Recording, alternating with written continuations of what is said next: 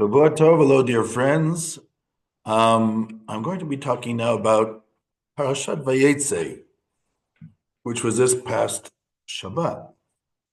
Now, I've mentioned before that there seems to be a relationship very often between the beginning of the parasha and the end of the parasha, which will be very apparent to this parasha. In addition to that, I had mentioned that according to Rav Tzvi Yehuda Kook, the Parshiot of Bereshit come in pairs, and of course, VeYetze VaYishlach is particularly the Parshiot of Yaakov, Jacob. And in VeYetze, it begins with Jacob leaving the land of Israel to Haran, and VeYetze finishes with Yaakov coming back to the land of Israel. So basically, the whole parsha VeYetze is more or less Yaakov outside of the land. Now, with the parallels, it becomes apparent when we look closely. Number one is that it starts off with a dream. And in the dream, there's a ladder, and the ladder, he sees the angels of God going up and down. And at the end of the parasha, when Jacob is going back to the land of Israel, it actually says something very similar. Takes a moment. Says something very similar at the end of the parasha. And Jacob went on his way. And he met Malachei Elohim, the angels of God.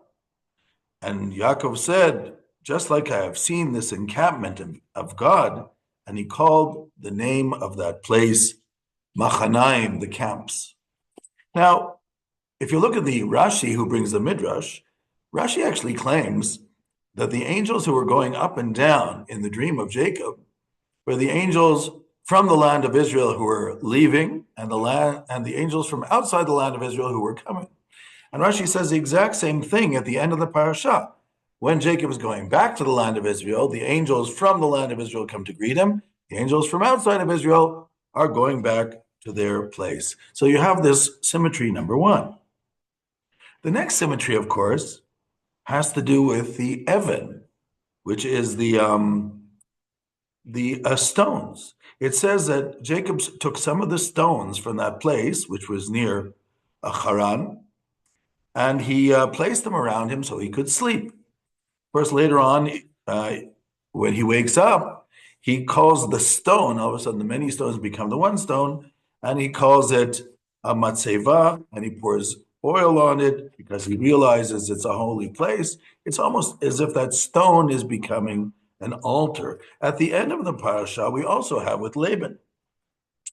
When Laban is chasing Jacob because Jacob ran away with his wives and the children because he was afraid Laban would not let him leave. So when finally Laban Laban catches up with Jacob, they make a truce or a covenant. And they make a mound of stones. Just like Jacob had stones at the beginning of the parsha to sleep, they make a mound of stones, and Jacob calls it Gal Eid, which is the mound of testimony, that they will not cross that boundary to hurt, to damage one another. Also, just like there was a dream at the beginning of the parasha, there was a dream, so too, in Laban's dream, God appears to him and says, make sure you do not say anything, do any evil towards Jacob. Be very careful. So this is symmetries between the beginning and the end. But we'll notice another thing in this parasha, and there is a motif which keeps coming back again, and that is the motif of the children. Again, there are many children who are born this parasha, and 12 out of the 13, I'm including Dinah, that's why there are 13 children. And except for Benjamin was not born at this point. And so the idea of having children, giving birth to children is a very large motif in this parasha. But there are secondary motifs in the parasha too. For instance, as I mentioned, it starts off with stones that somehow become a stone. And then it ends off with stones which become a mound of stones. And right in the middle of the parasha, we have another stone. And it's a stone, the Evan, which is covering the well. And Jacob has to remove this stone in order that Rachel, will be able to provide water for the sheep. So we have stones at the beginning and the end, and then we have a stone in the middle, which is very significant. Another thing was significant in this parasha, which is also right in the middle, is the be'er in the well, which I will get back to very soon. And these are all secondary motifs, which are very important motifs to understand. First of all, what is the stone? What is the meaning of the stone? Stones are building blocks. Rashi says on the pasuk in Devarim, "Umisham ro'eh even Yisrael," and there does he watch over, like the term shepherd, ro'eh, the rock of Israel. Rashi points out that the word rock in Hebrew, even, is av ben, a father and a son. It's almost like they're merged together, father and son, even, av ben. And so if Evan is av ben, it's like the generations, from the father to the son. Now, since the son, son, is the motif in this parsha, this week's parsha, so the idea of the rocks representing the children would also be part of that motif. So Evan, av ben, which is father and son, are the building blocks.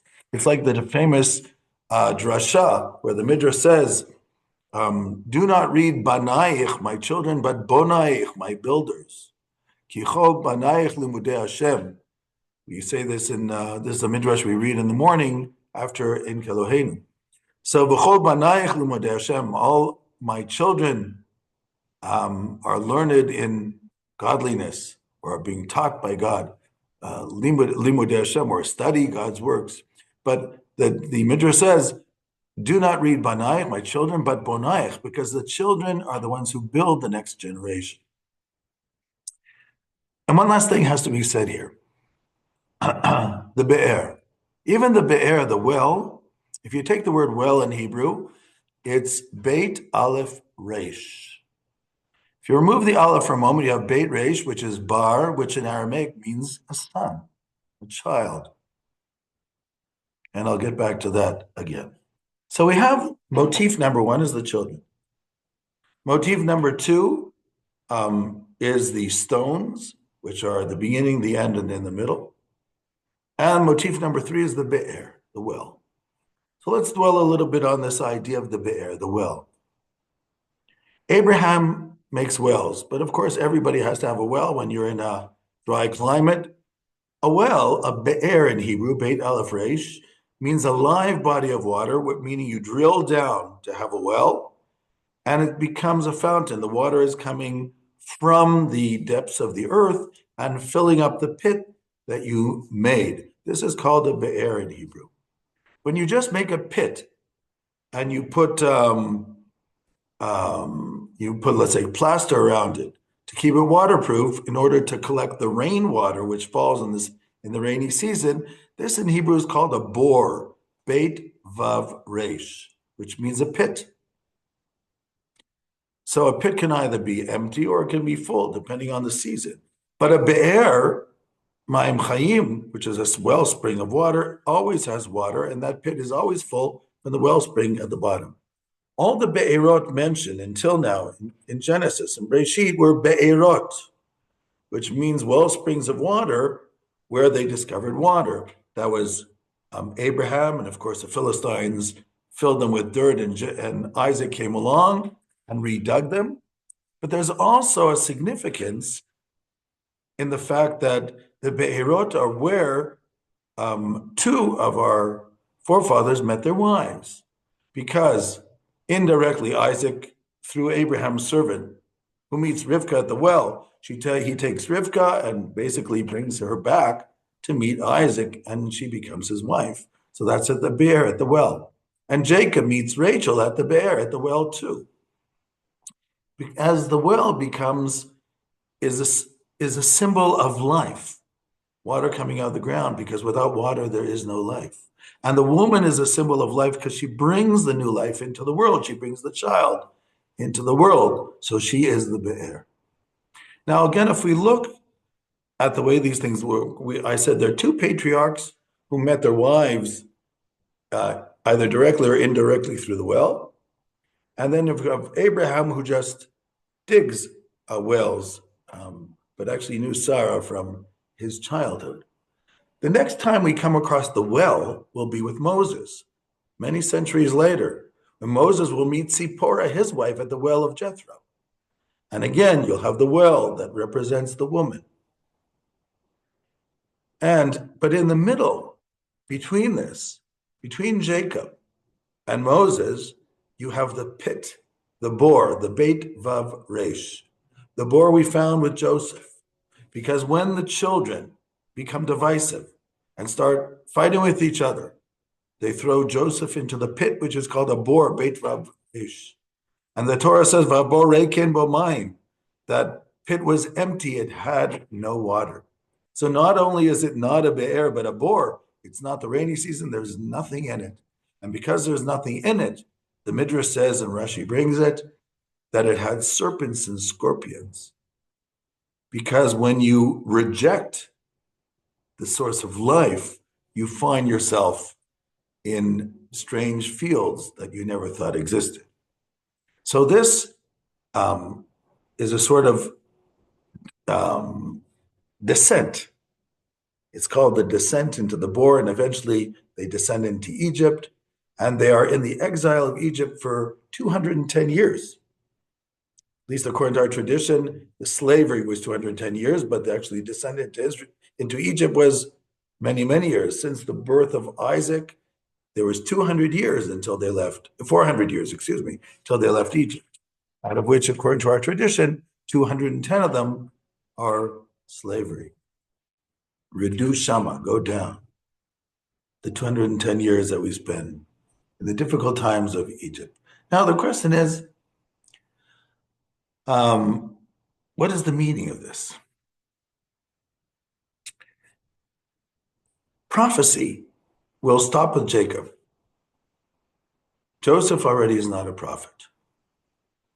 And in Joseph's time, we are taken down to Egypt. Prophecy will come back with Moses. And the well will come back with Moses too, because Moses meets Zipporah at the well. And when Moses takes us out of Egypt, of course, with God's help, and when the Israelites spent 40 years in the desert, there's another well. It's called the well of Miriam. Why Miriam? Because I said the woman represents the life. And there's this tradition that the Be'er, this sort of moving mobile well that went with us. And by the way, according to the tradition, the mobile well was actually a rock, which used to roll with the Israelites in the desert, according to the Midrash and according to the Talmud. And that's why, by the way, according to the Talmud, according to a lot of the Parshanim, Moses hit the rock, even on the second time, and he made a mistake because he thought that it was the wrong rock that he hit. And that's why he struck it twice, just to realize that the rock was right next to it, without going to that issue by itself. So you have a well and a rock, which are linked. As I said, the well representing the Father and the Son, or the two generations, and the rock, the source of life, the wellspring, which actually is the woman holding the life. So this symbolism, you have the birth of the nation of Israel here in this Parashat VeYetze. It's the 12 tribes, aside from Benjamin, who will be buried later. And by the way, Benjamin is the only child out of the 12 who's called a son, because his name is Ben Oni. His mother calls him the son of my difficulty. And Jacob, again, Rachel calls him Ben Oni, but it's Ben Oni with an aleph, which means the son of my strength. And she dies because she used all her strength to have that child. But she does call the term son. And Jacob calls him Binyamin, son of my right hand, because he thought that he didn't want the name Ben Oni, son of my strength, to be continued in that, to be understood in that fashion. So again, the continuation of the motif of the child. But what? How do you try to put this together? Again, VeYetze represents the birth of the people of Israel because Jacob's name is Israel, and he will be named again Israel not only in the battle he had with the angel, but in next week's Parashat, God will again give him the name of Israel. And he's these are the building blocks of the people of Israel. These are the children, and the children will be the next generation. And as I said in many places, the Jewish people is really a large family, which is going together in history. And we have to stay by the wells, which is our spiritual well springs, and also the well springs of life, both in the family and also in our beliefs, in our understandings of this world. And when we fall aside, it's called falling into the pit, and the pit can bring exile. And the leaving of exile is embracing again the Be'er, the wellspring. And the Torah is also called Ma'im Chaim. It's called the wells. And if the Jews turn away, it's called Borot Nishparim, like in Jeremiah chapter 2, where he says the people went after broken pits. So you have pits of water, and you even have broken pits. So to go after the idols would be going after broken pits. And divisiveness is a pit which has no water. But when we are connected and when we are together and we are following our mission, we become well springs of water for ourselves and for the whole world. And again, if you take the word bor and the word be'er, they both have the beit resh, which is the child. The bar in Aramaic, bar means a child. But the word bor, like it says, habor reken bomaim, habor is the same gematria of the letters ariv, which means I shall dispute and argue. Because argumentation and division is what keeps us away from the be'er, ma'im chayim, from the source of life. Shalom, shalom.